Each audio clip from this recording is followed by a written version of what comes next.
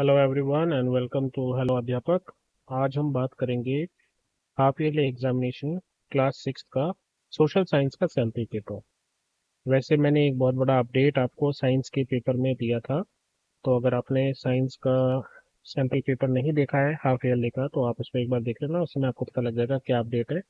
दूसरी इंपॉर्टेंट चीज़ जो आपको ध्यान रखनी है वो ये कि जितने भी मैंने PT1 के क्वेश्चन पेपर्स बना रखे हैं उनको भी एक बार ज़रूर देख लेना, क्योंकि उसके इम्पोर्टेंट क्वेश्चंस प्लस इसके इम्पोर्टेंट क्वेश्चंस बहुत इम्पोर्टेंट हो जाएंगे। और मुझे ऐसा लगता है कि ये जो है आपका मैक्सिमम पेपर जो है इन दोनों पेपर्स में से काफ़ी हद तक जो है पूरा हो जाएगा। फिर भी आप अपने जो टीचर्स हैं वो जो भी आपको रिवीजन वगैरह करवाए उसको बिल्कुल मत छोड़ना। तो अभी हम बात करते हैं जो सैम्पल पेपर मैंने बनाया है सोशल साइंस का, उसको डिस्कस करते आइए।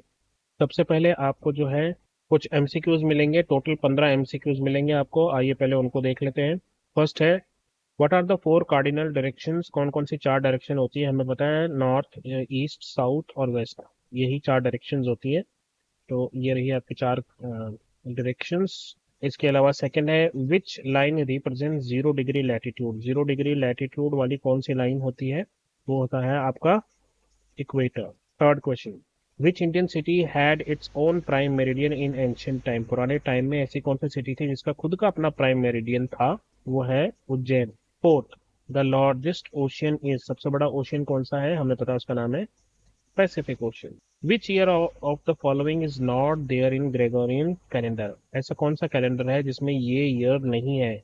ईयर 0, ईयर 1, ईयर 2 या ईयर 3? तो ईयर 0 जो है वो ग्रेगोरियन कैलेंडर में मौजूद नहीं है। सिक्स्थ है, which of the following is not a source of fresh water? इनमें से फ्रेश वाटर का सोर्स क्या नहीं है? ग्लेशियर है, रिवर्स भी है, अंडर वाटर अंडरग्राउंड वाटर भी है। Sea water is not fresh water, है ना, ये सॉल्टी होता है। सेवंथ है, which of the following is an isolated mountain? इनमें से कौन सा जो है वो आइसोलेटेड माउंटेन है, मतलब वो एक माउंटेन रेंज नहीं है? हिमालय रेंज है, एंडीज रेंज है, एल्प्स रेंज है। तो अफ्रीका का ये जो माउंट किलिमंजारो है, this is isolated mountain. Eighth है, the largest river originating in Himalaya? Himalaya में जो सबसे बड़ी नदी जो निकल रही है that is Ganga, Brahmaputra, Narmada, Kaveri. Ganga is the right answer. What is called store house of minerals? कौन सी चीज है जिसको स्टोर हाउस ऑफ मिनरल्स कहा जाता है? माउंटेन्स, ओशियंस, प्लेट्यूज या नन ऑफ दीज? तो correct answer is plateau. Tenth is, what is millennium? Millennium क्या होता है? 1000 ईयर, 100 ईयर, 10 ईयर्स, 50 ईयर्स। तो इसको हाफ सेंचुरी बोलते हैं, इसको डिकेड बोलते हैं, इसको सेंचुरी बोलते हैं। And this is your millennium. 1000 years is called millennium. Modern human यानी कि होमोसेपियंस जो है have walk the planet for about how many years? जो मॉडर्न ह्यूमन है वो कितने सालों से धरती पर है? 3 लाख साल, 30 लाख साल, 10 लाख ईयर या 1000 ईयर? करेक्ट आंसर है 3 लाख ईयर्स। ट्वेल्थ क्वेश्चन है, when sun traveled from China to India in the dash century CE? CE means common era. तो वो कौन सी सेंचुरी थी जिसमें ह्यूएन सांग जो है वो चाइना से इंडिया आया था? 8th century, 5th century, 7th या 10th? The answer is 7th century में ही came to India. 13th question is, what is Jambu Dwip? Jambu Dwip क्या है? A place where jumbo elephant lived, Indian subcontinent, an island या none of these? तो ancient India में ये Indian सब continent के लिए यूज होता था, so the correct answer is Indian subcontinent. 14th is, Dholavira is in which state? Dholavira कौन सी स्टेट में मौजूद है? Gujarat, Rajasthan, Haryana, Punjab? The correct answer is Dholavira जो है वो गुजरात में मौजूद है। 15th लास्ट एमसीक्यू जो है हमारा वो है, which two cities were the first to be discovered from the Indus valley civilisation? Indus valley civilisation में जो सबसे पहले दो सिटीज ढूंढी गई थी वो कौन कौन सी थी? तो सबसे पहले जो ढूंढी गई वो थी हड़प्पा एंड मोहनजोदाड़ो। ये दो सिटी सबसे पहले ढूंढी गई थी। यहाँ तक आपके 1 मार्क वाले एमसीक्यूज कंप्लीट होते हैं। अब हम बढ़ते हैं आगे 16th क्वेश्चन की तरफ। ये 2 मार्क का क्वेश्चन है और यहाँ पर और है, why is it 5:30 PM in India when it is 12 PM noon in London? और why do we need symbols and colours in the map? तो इसका आंसर ये है कि जो अर्थ है उसको हमने 24 टाइम जोन्स में बांट दिया है। अब इंडिया और लंदन दोनों जो है वो अलग अलग टाइम जोन्स में आती हैं। क्यों? क्योंकि वो अलग अलग लॉन्गिट्यूड्स में स्थित है, राइट। अब लंदन जो है वो जीएमटी यानी कि ग्रीनविच मीन टाइम को फॉलो करता है, और इंडिया जो है वो अपना इंडियन स्टैंडर्ड टाइम को फॉलो करता है, और इन दोनों में 5.5 घंटे का फर्क है। और जो इंडियन स्टैंडर्ड टाइम है ये 5.5 घंटे आगे है ग्रीनविच मीन टाइम से। इसलिए हमारे यहाँ शाम के 5:30 बज रहे होते हैं जब वहाँ पर दिन के 12 बज रहे हो। तो if you want to copy this answer you can freeze the screen and copy. Second question है, why do we need symbols and colours in the map? अब जो सिंबल्स और कलर्स होते हैं मैप पे वो आसानी से रिप्रेजेंट कर सकते हैं अलग अलग चीज़ों को। जैसे रिवर को ब्लू कर देते हैं, माउंटेन को, सिटीज़ को अलग, पॉलिटिकल बाउंड्रीज को, इनको अलग अलग कलर से जब हम मार्क कर देते हैं तो it is very easy to understand the map. अगर ये नहीं होगा तो मैप को समझना बहुत मुश्किल हो जाएगा, क्योंकि बहुत सारी चीज़ें हमें जो है एक छोटे से मैप में लिख लिख के रखनी पड़ेगी। तो ये जो सिंबल्स है ये आसान बना देते हैं किसी भी मैप को समझने में। आगे बढ़ते हैं 17th क्वेश्चन की तरफ। If there is such abundance of water on planet, why there is so much water scarcity और वाटर क्राइसिस, और turn 12,000 years into a day. सवाल ये है कि जब इतना सारा पानी हमारे प्लेनेट पर मौजूद है तब हम जो बात करते रहते हैं कि पानी की कमी होती जा रही है ना, वाटर क्राइसिस है, ऐसा क्यों है? और दूसरा सवाल जो और में दिया है, हमें 12,000 ईयर्स अगो वाली डेट को जो टाइमलाइन है उसको हमें डेट में यहाँ पर कन्वर्ट करना है। तो हमें पता है कि फर्स्ट क्वेश्चन का आंसर ये होगा कि जो हमें मालूम है 71% जो है अर्थ पर पानी है, कवर्ड है विद वाटर। लेकिन हम जो पानी पीते हैं वो सी वाटर नहीं होता, वो होता है फ्रेश वाटर। और फ्रेश वाटर जो है वो बहुत ही कम अमाउंट में है, और उसमें भी हम पॉल्यूशन करते जा रहे हैं बहुत सारे। हम जो जो ह्यूमन एक्टिविटीज हमारी हैं वो पानी को खराब करती जा रही हैं, इसलिए वाटर स्केर्सिटी की बात चल रही है। इसका आंसर आप ऐसे लिख सकते हो, although 71% of earth surface is covered with water, only a small fraction of it is fresh water which is suitable for drinking and other essential purpose। essential purpose मतलब जो जरूरी हमारे काम है। The majority of the water is salt water found in oceans। Human activities, pollution, population growth and poor water management contribute to water scarcity in many regions। तो ये इसका answer हो गया। अब हम बात करते हैं इसकी कि 12,000 ईयर्स एगो वाली चीज़ को हम डेट में कैसे मेंशन करेंगे। 12,000 को डेट में बदलने के लिए आप क्या करेंगे, पहले 12,000 में से अभी जो चल रहा है उसको माइनस कर दो। यानी कि अभी क्या चल रहा है 2024, तो ये 2000 आप इसमें से माइनस कर दो। तो 12,000 में से जब आप 2000 माइनस करोगे तो कितना रह गया पीछे, 10,000। तो अब आप क्या लिखोगे, 10,000 BCE। Now what does this BCE? BCE means before common era. मतलब जब क्रिश्चियंस के जो जीसस क्राइस्ट है जब वो पैदा हुए थे वहां से हम स्टार्टिंग पॉइंट मानते हैं, और आज तक जो है 2024 चल रहा है। मतलब जीसस क्राइस्ट को पैदा हुए आज जो है 2024 ईयर्स हो गए, करेक्ट। तो ये कॉमन एरा है, this is called common era. और इससे पीछे वाला जो हिस्सा है that is called BCE, before common era. तो यहाँ से आप इस तरीके से इसको लिखोगे। तो आपने पहले क्या किया, 12,000 में से ये वाला हिस्सा माइनस कर दिया, और फिर उसमें पीछे क्या बचा, 10,000 बचा। तो अभी जो 12,000 ईयर्स की एगो की डेट है वो हो जाएगी 10,000 BCE। 18th क्वेश्चन है, right the names of spheres. Spheres क्या होते हैं? जैसे अर्थ पे जो इंपॉर्टेंट चीजें हैं वो एक हवा है तो उसको एटमॉस्फेयर बोलते हैं, एक लैंड है उसको लिथोस्फेयर बोलते हैं, वाटर है उसको हाइड्रोस्फेयर बोलते हैं, और लिविंग थिंग्स है उसको बायोस्फेयर बोलते हैं। तो ये 4 स्फीयर होते हैं। इसके अलावा और में एक क्वेश्चन है कि हमें 4 वेद, जो 4 वेद हैं उनके नाम बताने हैं। तो 4 वेदों के नाम ऋग्वेद, सामवेद, यजुर्वेद और अथर्ववेद। तो इस तरह से आप इन दोनों के आंसर्स यहाँ पर लिख सकते हो। हम बढ़ेंगे आगे। 19th question, place these dates chronologically on the timeline. 323 CE, 323 BCE, 100 CE। यहाँ पर जो CE है वो कॉमन एरा है, मतलब वो जीसस क्राइस्ट के पैदा होने की बाद की तारीख है। और जो BCE है दैट इज क्राइस्ट के पैदा होने से पहले की तारीख है।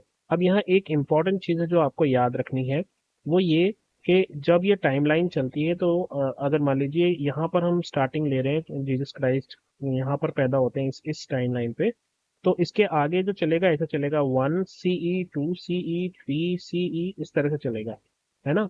फिर आएगा 1000 CE, फिर उसके बाद आ जाएगा 2000 CE, फिर 2000 के बाद 2024 CE, नेक्स्ट ईयर आएगा 2025 सीई, इस तरह से चलेगा। लेकिन यहाँ पर जो बीसीई है वो उल्टा चलता है। यहाँ होगा 1 बीसीई, यहाँ 2 बीसीई, यहाँ 3 बीसीई, फिर यहाँ पर 100 बीसीई। मतलब 100 बीसीई जो है वो 3 बीसीई से पहले आएगा। यहाँ पर ऐसा नहीं है, यहाँ पर 3 सीई के बाद आएगा 100 सी ना। ये कुछ कुछ वैसा ही है जैसे हमारे साथ वो चलते थे ना, इंटीजर्स है ना, पॉजिटिव इस तरफ और फिर इस तरफ जो है उल्टा नेगेटिव चलता था। तो ये चीज़ आपको ध्यान पे रखनी है। तो यहाँ पर आप इस तरीके से ये क्रोनोलॉजिकल ऑर्डर यहाँ पर लिख सकते हैं। सबसे पहले 1900 बीसीई, उससे फिर आगे 323, फिर 100, फिर 100 सीई। अब देखिए ये 100 बीसीई है, ये 100 सीई है, फिर 100 के बाद 323, फिर उसके बाद 1090 सीई, फिर अब है 2024 सीई। इस तरीके से आप इसको लिख सकते हैं। 20th क्वेश्चन है when who was Hiuen Tsang, कौन था Hiuen Tsang. Why did people travel to India from various parts of the world in ancient time. क्यों है जो लोग दूसरी जगहों से इंडिया आते थे पुराने वक्त में, एंशिएंट टाइम में इंडिया क्यों आते थे। तो इसका आंसर है व्हेन सैंग क्या है, एक चाइनीज मॉन्क था, बुद्धिस्ट मॉन्क था, स्कॉलर था, जो 17th सेंचुरी में इंडिया आया था। क्यों आया था, वो बुद्धिज्म के बारे में ज्यादा जानना चाहता था और यहाँ से कुछ जो सैक्रेड बुद्धिस्ट टेक्स्ट जो यहाँ पर लिखी हुई चीजें थी आ, उनको लेकर जाने आया था। लेकर इन द सेंस वो अपनी लैंग्वेज में उनको ट्रांसलेट करना चाहता था। People from various parts of the world travel to India. क्यों आते थे वो आते थे ट्रेड के लिए या रिलीजन पढ़ने के लिए। हमारा जो कंट्री था उस टाइम बहुत बड़ा हब था स्टडीज के लिए, फिलोसफी सीखने के लिए आते थे और यहाँ का रिच कल्चर देखने आते थे, क्योंकि इंडिया जो है सोने की चिड़िया कहा जाता था। तो इसका आंसर इस तरीके से आप लिख सकते हैं।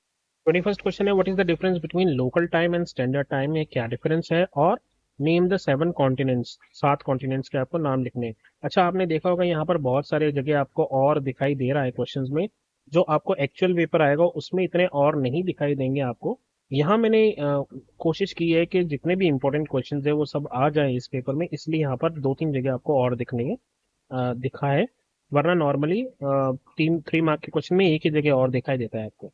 तो आइए बात करते हैं लोकल टाइम और स्टैंडर्ड टाइम में क्या फर्क है।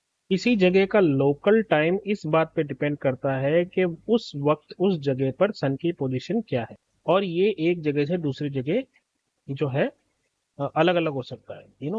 इट्स नॉट यूनिफॉर्म, सब जगह यूनिफॉर्म नहीं है।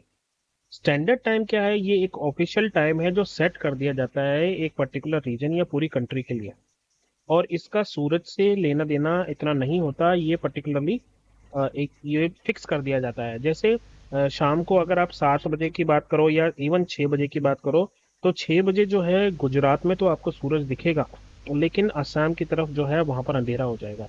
लेकिन दोनों के लोकल टाइम अलग अलग होंगे, लेकिन जो ऑफिशियल टाइम है, जो स्टैंडर्ड टाइम है, वो दोनों जगह 6 o'clock ही होगा। और जहाँ तक आपके 7 कॉन्टिनेंट्स की बात है तो वो बहुत इजी है। 7 कॉन्टिनेंट्स है Asia, Africa, north America, south America, Antarctica, Europe और ऑस्ट्रेलिया। 22nd क्वेश्चन है describe the 3 land forms you came across on the way from छोटा नागपुर टू प्रयागराज एंड अल्मोड़ा। जब हमने उस चैप्टर को पढ़ा था और हम छोटा नागपुर से प्रयागराज गए थे यूपी में, फिर वहां से गए थे अल्मोड़ा में, तो हमें कौन कौन से 3 लैंडफॉर्म मिले थे। हमें एक प्लेटो मिला था, हमें एक प्लेन मिला था, गैंजेटिक प्लेन, गंगा का मैदान, और हमें माउंटेन मिले थे। ऐसे आप इसका आंसर लिख सकते हैं। While traveling from Chota Nagpur to Prayagraj and Almora you might come across these landform. Plateaus थे छोटा नागपुर, प्लेन था प्रयागराज, और माउंटेन थे अल्मोड़ा में। 23rd क्वेश्चन है, लास्ट क्वेश्चन है ये 3 मार्क्स वाले, और इसमें है मैच द फॉलोइंग। यहाँ पर आपको मैच करना है। तो यहाँ पर है माउंट एवरेस्ट। अब माउंट एवरेस्ट जो है वो क्या है, माउंट एवरेस्ट यहाँ पे हाईएस्ट पीक, तो आप लिख देंगे माउंट एवरेस्ट जो है वो हाईएस्ट पीक है। रूफ ऑफ द वर्ल्ड किसको कहा जाता है, रूफ ऑफ द वर्ल्ड कहा जाता है तिब्बत को। माउंट किलिमंजारो कहाँ है, हमने डिस्कस किया था अभी, ये अफ्रीका में है। उसके बाद इंटरनेशनल डेट लाइन क्या है, 180 डिग्री लॉन्गिट्यूड पे है international date line. Antarctica, Antarctica कहाँ है, साउथ पोल में, तो साउथ पोल में अंटार्कटिका। और कैमल जो है वो डेजर्ट में मिलते हैं। तो this is your match the following. अब जो 24th क्वेश्चन है ये केस बेस्ड क्वेश्चन है। यहाँ पर आपको एक केस दिया जाएगा, मतलब एक पैराग्राफ है, उसको आपको रीड करना है, समझना है, और फिर आपको क्वेश्चंस के आंसर लिखने हैं। तो आइए पढ़ते हैं इसको। यहाँ पर क्या है, Read the following paragraph and answer the following questions. The Greenwich Mean Meridian is not the first prime meridian. Greenwich Meridian जो है वो पहला prime meridian नहीं है. There were others in the past. In fact, many centuries before, Europe and India had prime meridian of its own. Europe और India का खुद का prime meridian था. It was called मध्य रेखा. क्या कहते थे उसको? मध्य रेखा. And passed through उज्जैनी, जो आज उज्जैन है, इसके थ्रू वो जो है प्राइम मेरिडियन, इंडिया का खुद का अपना प्राइम मेरिडियन पास होता था. Which was reputed centre for astronomy over many centuries. Varahamihira जो एक फेमस एस्ट्रोनॉमर थे वो यहाँ रहते थे और 1500 साल पहले की बात है जब वो यहाँ रहकर काम करते थे.